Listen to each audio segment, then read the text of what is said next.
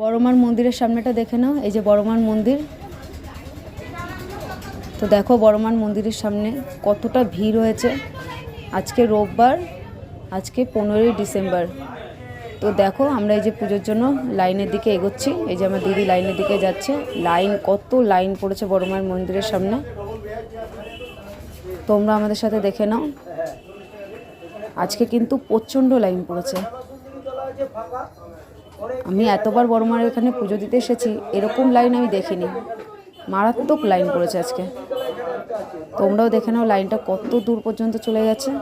তো এই লাইন দিয়ে পুজো দিয়ে তারপরে আমরা বাড়ি এসেছি।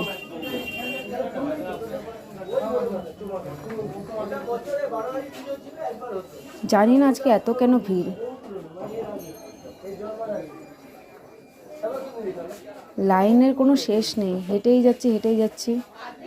মা, দিদি আর এদিকে আমি, আমার মেয়েটা, সবাই মিলে হেঁটেই যাচ্ছি। দেখো কত লাইন পড়ে আছে। বড়মার মন্দিরে আজকে খুবই লাইন পড়ে গেছিলো।